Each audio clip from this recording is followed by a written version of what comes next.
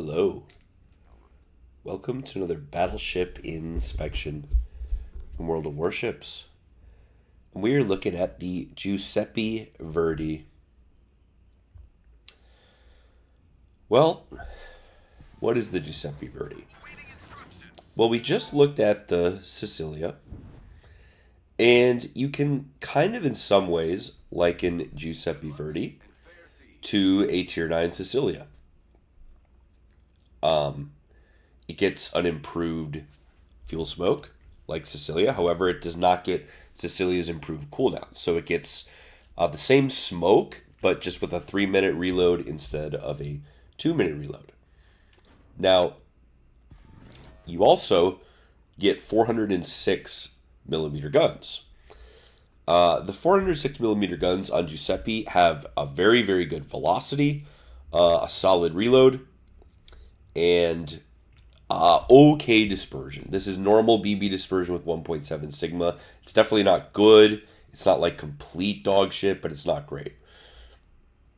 Also, like Sicilia, you have SAP secondaries that do a bazillion DPM. And like Sicilia's SAP secondaries, they are completely dog shit. Literally heal battleship players who use IRPR. And do effectively no damage unless they are hitting broadside ships that you actually pen everywhere. So, you do not build for secondaries on the Giuseppe Verdi. They do no damage. They have gimped range. You have to close almost 3 full kilometers from your detect to your secondary range. So, you are a main gun, a mostly AP focused ship. The HE does, okay fire chance, okay damage, but you're not super accurate with 9 shells, so you're not that great of an HE spammer. You are mostly you're close to an AP only ship, and the AP on Giuseppe Verdi is really actually quite good. Like we said, it's 406s, so a bit better caliber, and you see there we are, Citadelina Vlad at reasonably long range, right?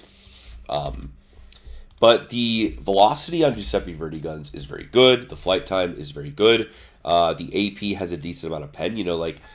I'm going to pull it up real quick, but just to give you a quick perspective, at 15 kilometers, you have 33 millimeters more AP pen than Iowa with almost a 3-degree better impact angle. So you actually Citadel a decent amount of battleships at fairly long range. Cruiser moment, to be sure. Now, I fired 2 salvos this game. And you fellas might be wondering, well, what do you mean the dispersion is not good? I mean, you fired 2 salvos and you had great dispersion. Well, buddy, that's because we are, of course, we are running range mod on Giuseppe Verdi. Why are we running range mod? Well, because we have to ask ourselves a few questions when we're deciding between reload and range. Are we a DPM battleship? Unfortunately, no citadels, but we still cook this guy. Are we a DPM battleship? That basically means, do we shoot a type of ammunition that ignores all armor?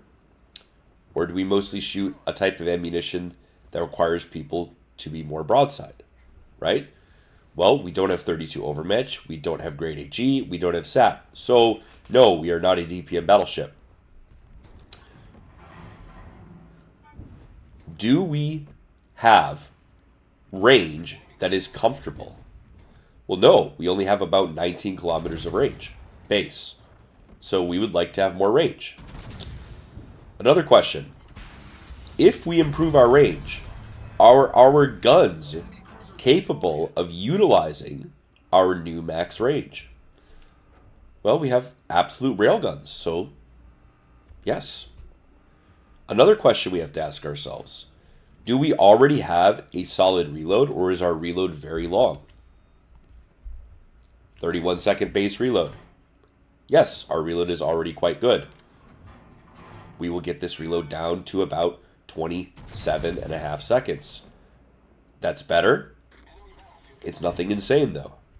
So, because all of these questions have been answered with a yes or no, that gives us a point towards range mod being useful, we are going to run range mod. And then, of course, We discussed this in detail in the Sicilia review from earlier this week. Italian battleships with Sansonetti abuse the vertical dispersion buff more than almost every other battleship in the game, because especially when they have a spotter plane, they are able to artificially buff their max range massively, right? Default max range on this ship is a bit over 19 kilometers. You see here, we have range mod plus a kill with Sansonetti. We're already out to 24 kilometers. When we pop the spotter plane, we will get an extra 20%. So we will get out to about 28.5 km range, basically giving us a 50% buff to our max range versus the default max range. This, of course, means that anytime we are shooting targets near our old max range of 19-something kilometers, we are giving ourselves over a 10% buff to our vertical dispersion. So, you've got very punchy AP, very, very punchy AP, like above average 406 AP. It's very good. Very fast shells, easy to lead. Comfy reload. Virtually an AP-only ship.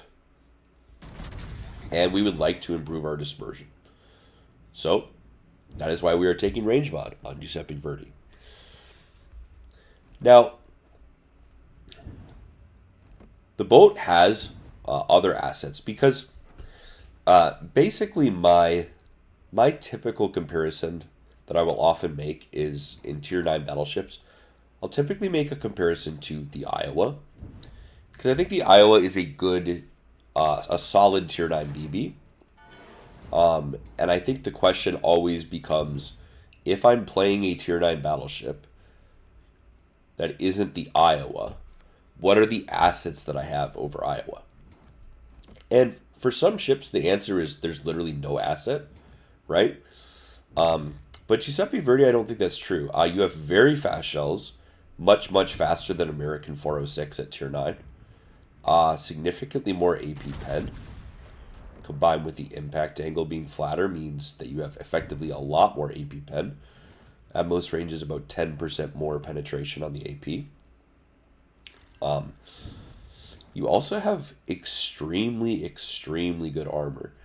The Italian ships in this game are pretty renowned for their excellent armor at all tiers. And the Giuseppe Verdi is no man, dude, I cannot speak today. It's actually unbelievable. No exception. That's the word we're looking for. Exception. We can speak. We found out how. It's no exception. The armor is really good, and in fact, it's in a way, it is in a way almost better than the Tier 10 Italian ships. And that is because for some reason, the Giuseppe Verdi, and I haven't played the Lepanto in a while. We will obviously look at the armor in the port, so I can't tell you off the top of my head right now if Lepanto has this armor or not. But Giuseppe Verdi actually has a 55 millimeter deck. So it actually shatters high explosive from even like, Hindenburg, the German 203 millimeter heavy cruisers. It shatters the HE of like Yoshino, Stalingrad, right? These 305 millimeter, quote unquote super heavy cruisers. So it's kind of a bizarre little asset that the boat has, which is this very higher than normal deck plating.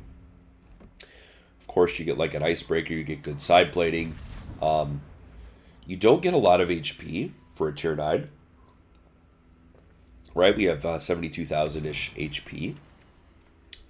But the armor is so good that I can kind of look past, a lot of the time when I review these Tier 9 premium BBs, Wargaming has this habit of like, they either give them 80 to 85,000 HP and they're like super playable in Tier 9, or they give them like 65,000 HP, 70,000 HP, and they're like super difficult to play, especially when you get up tiered, because like you literally have to like fight a Musashi in your Niord, and he has like double your HP pool, right? And you have no ability to kill that thing.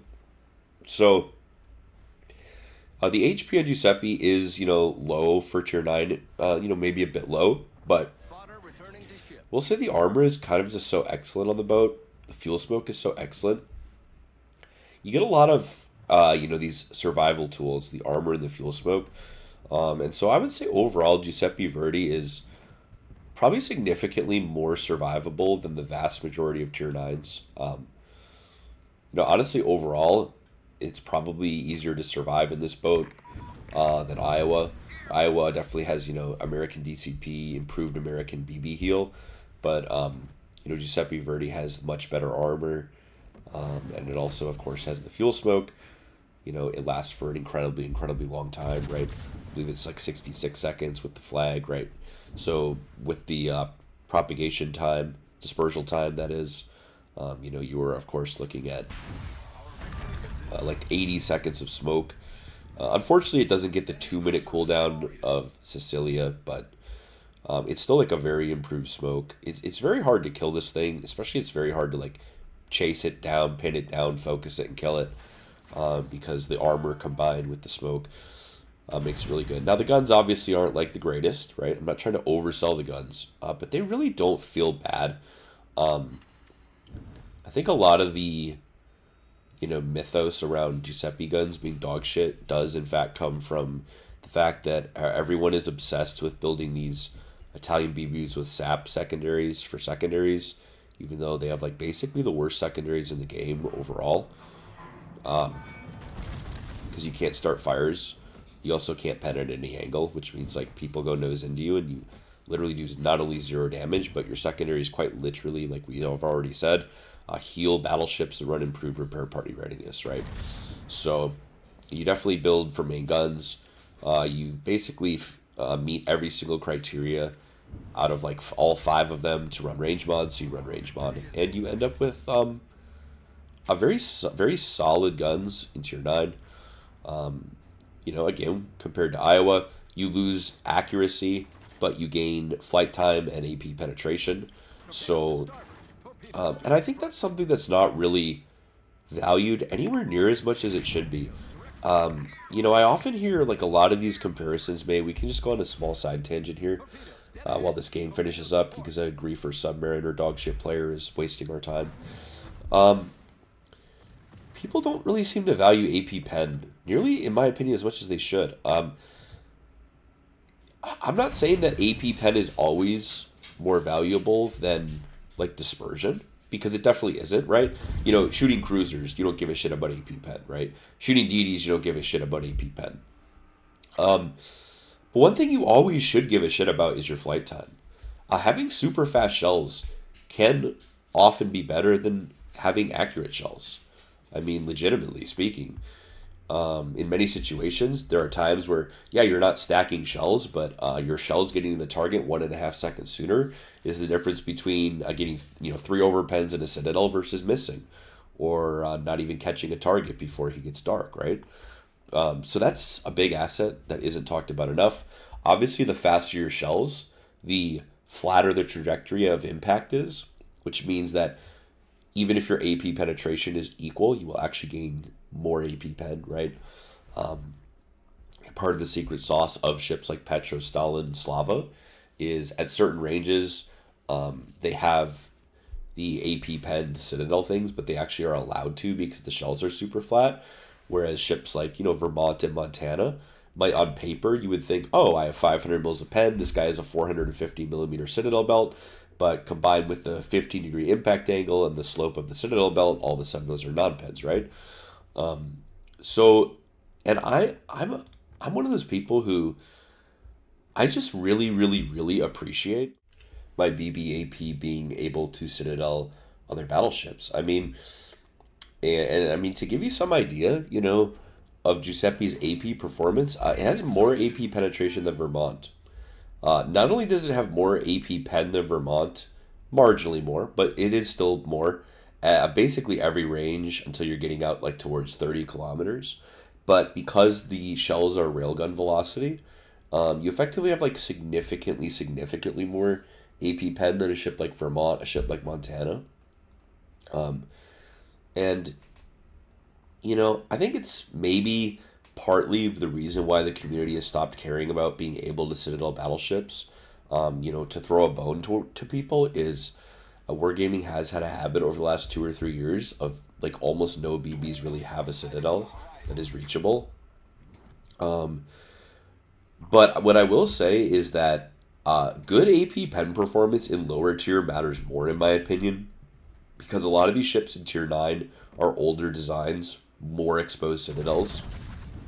And yeah, I mean, your dispersion isn't the best, but, if a ship goes flat broadside to you at 18 kilometers and you have the pen and citadel, you're going to get a couple of citadels. And a ship like Iowa, Vermont often won't be able to get those citadels because of its steeper, its higher impact trajectory angle, and its lower raw, just AP penetration performance. So I just think that's a very, underrated asset of a ship like Giuseppe Verdi. And because you're always on the AP, you never really touch the HE in the ship because you're just not a very good HE spammer.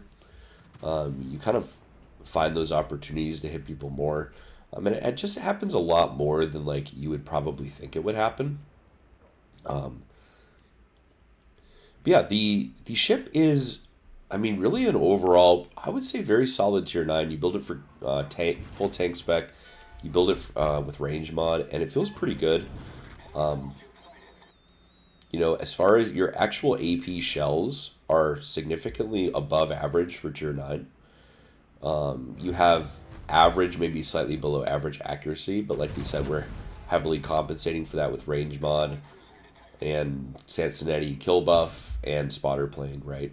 So I would say of all the tier 9 BBs in the game, you probably overall have, in my mind, like above average AP. You have significantly above average survivability.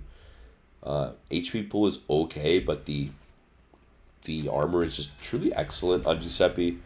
The smoke screen is, significantly improved, obviously over the normal Italian smoke screen. Overall pretty good. I'm unfortunately just completely fucking up my angling to this torp and really hitting it for no reason because I'm not paying attention.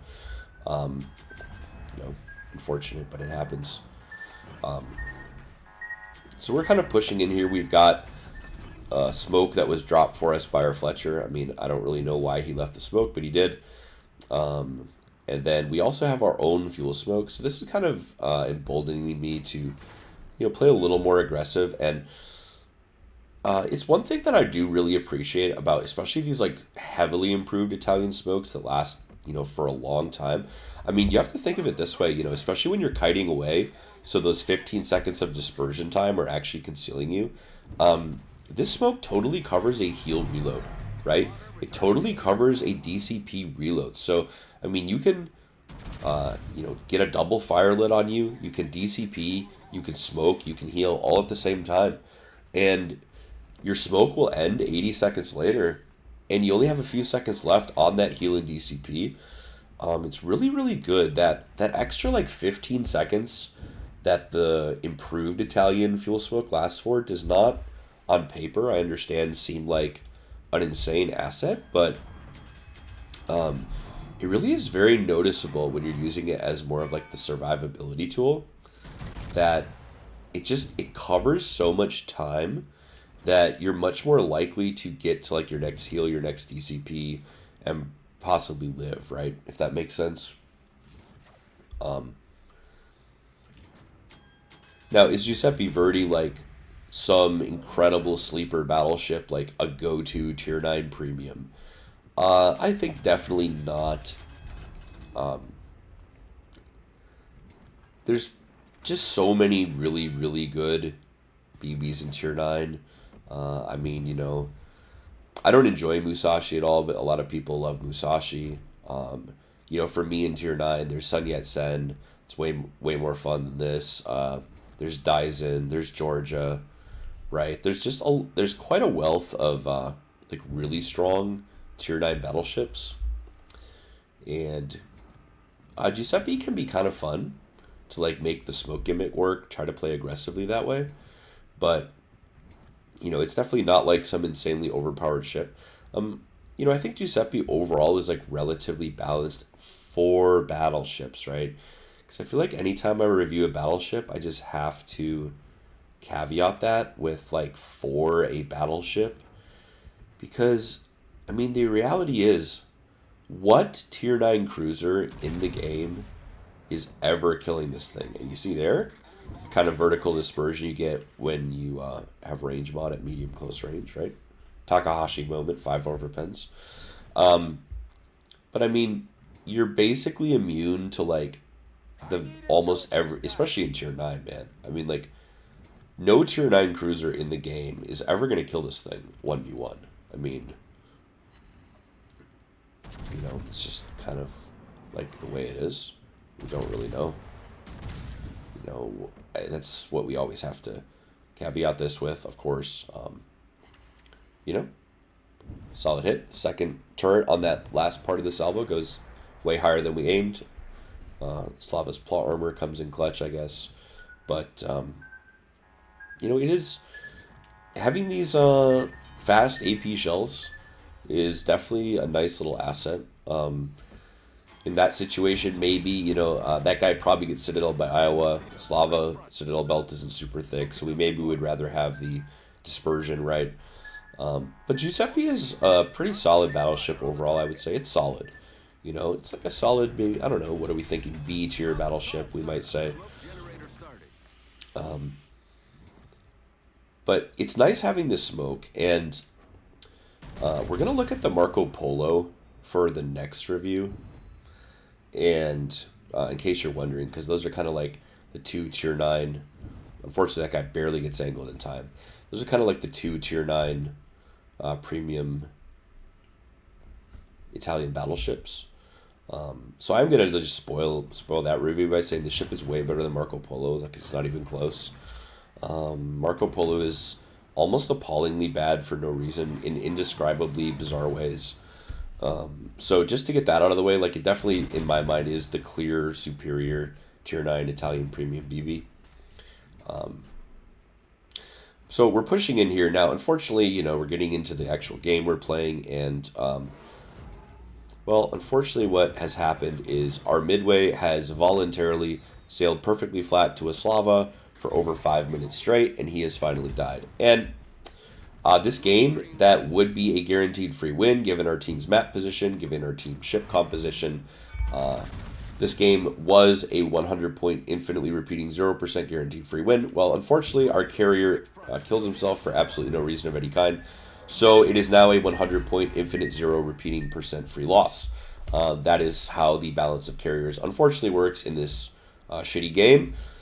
That's just unfortunately the reality. Both my carrier and their carrier are like insanely dog shit players.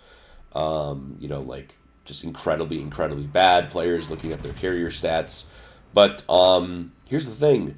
An insanely dog shit carrier against no carrier is basically worth 4 to 5 surface boats. So, yeah. If our carrier is alive, the game is impossible to lose. But because our carrier is dead, the game is impossible to win. So, we went middle here because we made the very silly assumption that the red DDs would not be away from their keyboards. However, both of the remaining red destroyers are in fact completely away from their keyboards in the middle of the channel with no ships to shoot at. But we have in fact been read like a Dr. Seuss book because by going into the channel that makes no logical sense for any DD to currently be occupying, they're both actually here, giving themselves a very strong chance of losing. Now, unfortunately, my Buffalo is going to refuse to push into them in radar, so they will live and we will lose the game. But you see here we're still up 2-1 on, or we're still up, by 2 boats. We have significantly better map positioning, of course, but it will not matter, unfortunately, because our carrier is dead and we now have no ability to win. Solely because our CV is dead. That's just kind of the design of this game. The design of carriers is one carrier basically has the same kind of game impact, particularly the end game. It basically have the exact same game impact of like 4 to 5 surface ships. So that's very cool game design. We do in fact love how a 48% win rate Shinano player is basically worth more than like 2 Unicum BB players, 2 Destroyers, and a Buffalo. Like just super cool game design, really overall. So this game is over. It's 100% a loss. There's no way we could possibly win. And you're gonna see here just actually how incredibly dog shit this Shinano player is because I am on 1600 HP and he actually does not even try to go for me here. Um, like he doesn't even try. He even with my timer remaining on my smoke, he has plenty of time to drop me, and he just literally refuses to drop me. So yeah, I mean, and he does it again later in this game. So, Kearsarge is another terrible player. Completely misses his rocket strike with plenty of time to line that up ahead of time, even though it's blind, right? So we are basically going to end up losing to 5 of the worst players in human history because they have a 48 win rate Shinano player who is worth basically every remaining boat on our entire team. So, there's not really a lot more to discuss in this game. Other than, of course, you see here we're running 2-point AA skill, which is the best 2-point skill in the game, like we say every time we talk about it. But especially on these Italian BBs with fuel smoke, there's just a little more of an X factor in your consumables being reloaded, right? You see here, 7 out of 9, big hit on this guy, right? We get the Sansonetti buff. We actually got it last game, I think, as well. So, 22-second reload on these guns is obviously extremely, extremely nice. But, of course, we don't have a CV, so we can't spot Kearsarge. Kearsarge is currently a guaranteed free kill for me. If we had a CV, the Kearsarge would be dead to 1 CV drop, 1 Giuseppe Verdi salvo. If we had a CV, the Akazuki would be dead to 1 Giuseppe Verdi salvo. The Slava would be dead to 1 of my salvos, right? Like, basically, I could just get 3 or 4 kills between me and my Buffalo. We would just guaranteed win the game. But, unfortunately, our red stat CV player died. Their red stat CV player lives. We cannot win. And that's just how it goes. So we're going to skip a little bit ahead through this game. And again, he's going to refuse to kill me, as you see there. Very interesting stuff. So, the Akazuki's in the middle of B cap, so we're just kind of pushing in, trying to find out where he is. We hit a torp. The Slava is just kiting, as he should be. My Buffalo is still refusing to radar. He finally radars. It's way too late. Super unfortunate. We could have at least traded the Akazuki. Not that it would really change the outcome of the game itself, but we absolutely could have traded him if he had radared significantly sooner. Unfortunate, though. It is what it is. But, I mean, you see here, this is like 70,000 hitting DPM, and you see they're basically hitting those shells. And he barely lives on probably like 10 HP. So that is the game. Lost exclusively due to the balance of carriers. And then, of course, in the chat, we always have the CV apologist saying, it's fine that the game is designed this way. But, another very solid game in Giuseppe. And I'd say the ship is fairly consistent. I talked about this with the Kremlin full tank build last week.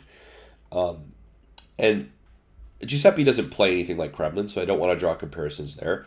But it gets its damage in kind of the same way Kremlin gets damage, which is it's living forever. The ship is extremely, extremely hard to kill. The armor combined with the improved smoke, it's very, very difficult to kill. It's a significantly harder to kill than average tier 9 BB. I think that's where most of the value comes from. And then you have this nice little extra punchy AP. A lot of BBs that could go flat to the typical ships. I mean, just for a quick reference, we can compare Giuseppe, right, to every ship in the lobby. And if you look at my BBs, I have a Thunderer, I have a Libtard, right? They have a Slava, they have a Kearsarge, a Colombo, and a Bismarck, and we also had a Z10. I have the second best AP in this lobby. I know that might sound insane, but the Slava, of course, has insane railguns, right? Insane railguns. And the Thunderer, of course, has very good AP, especially very good AP pen, right? We all know that Thunderer AP pen is very similar to Giuseppe Verdi. But let me open up Ship Tool and just tell you the numbers. At 20 kilometers, Giuseppe Verdi has 8 millimeters less AP penetration than Thunderer with a 3-degree better impact angle. So, unironically, I have the second best AP in this lobby when we're talking about penetration, right? We're talking about hitting flat battleships. What is the most likely to hit Citadel people? Giuseppe Verdi is about exactly as likely to Citadel any battleship as the Thunderer is. That is how good this 406 millimeter AP performance is.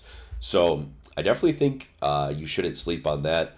And the reason why people do is they build this ship for secondaries, and they build it for secondaries. They have no extra range. They are in one of the least accurate tier 9 BBs in the game, and they say the guns are junk.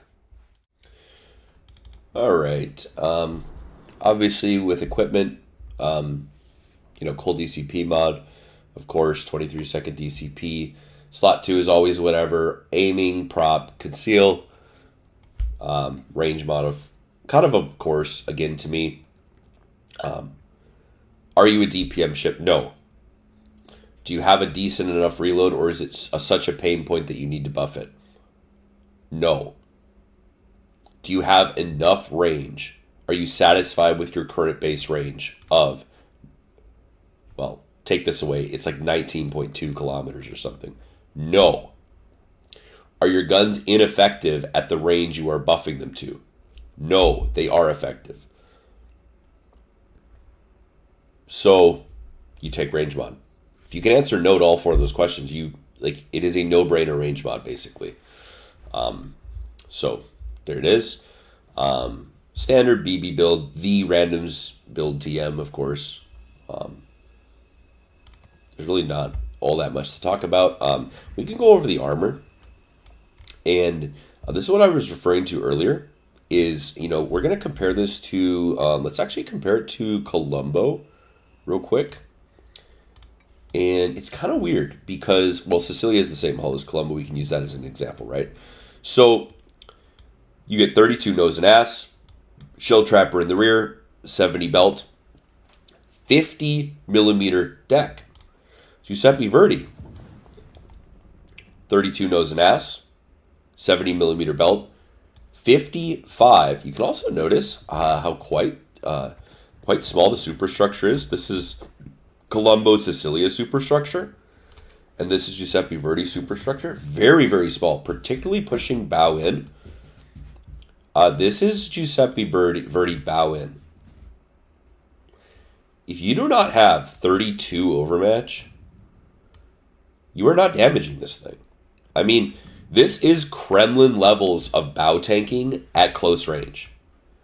The superstructure is almost non-existent when you're pushing perfectly bow in. Almost non-existent.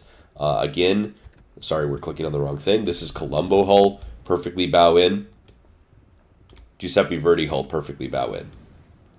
The ship is exceptionally tanky. It's probably its biggest single asset is it's very, very tanky. For a tier 9 battleship, it has one of the tankiest hulls in the video game.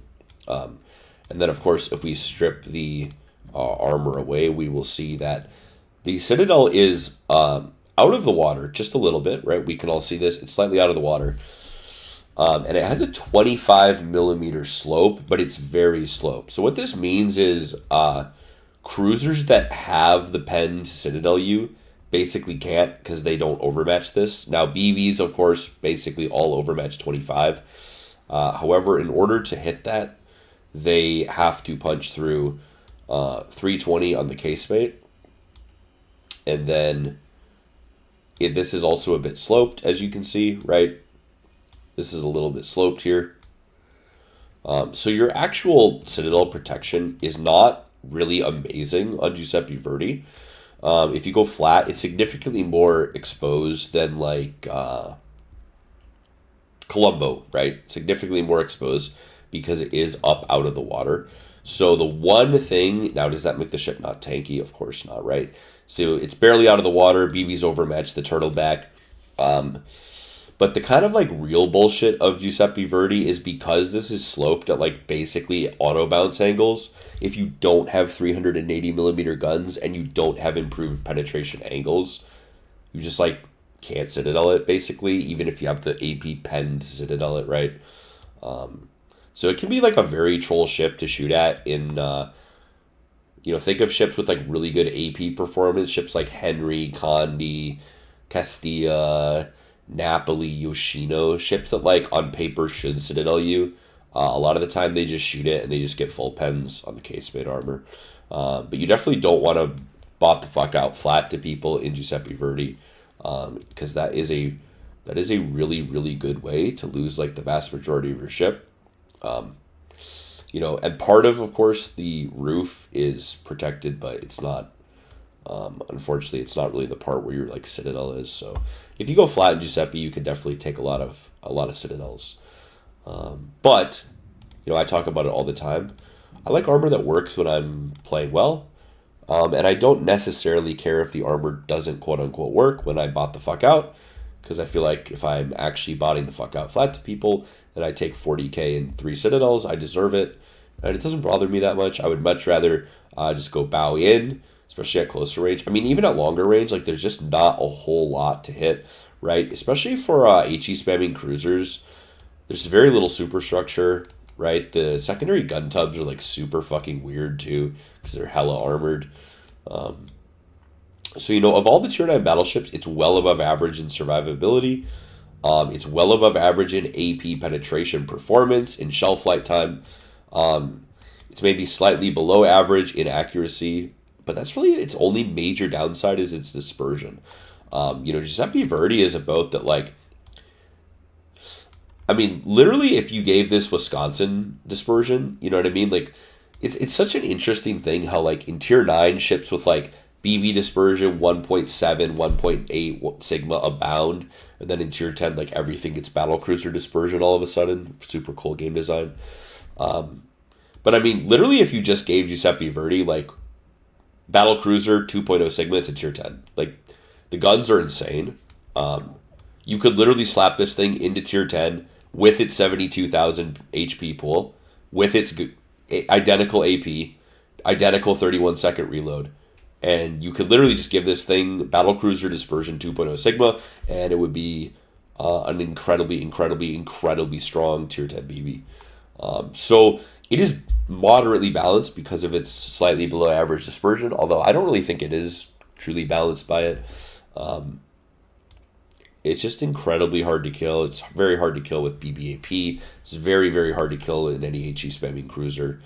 Torp protection is not the greatest, of course. Concealments and maneuverability is pretty good. Your max speed is actually pretty high. 33.5 knots of speed flag. Concealment 13.2. Good turning circle. Bit of a bad rudder shift. Like decent maneuverability. Good speed. Excellent armor. Excellent fuel smoke, just a very, very survivable battleship. And that's kind of how it gets a lot of its game impact, how it gets a lot of its damage, is it just is alive the whole game. Very hard to kill. Overall, pretty solid. It's definitely not something like you're going to buy for doubloons, right? It's definitely not something you're going to prioritize for coal or anything like that. But I mean, I do think it's a bit overhated because I think like Sicilia, it is always built for secondaries. The secondaries are actually pure fucking dog shit. And then you don't have a good time. Anyway, that will do it for the Giuseppe Verdi. As always, thank you for watching, and we will see you in the next one.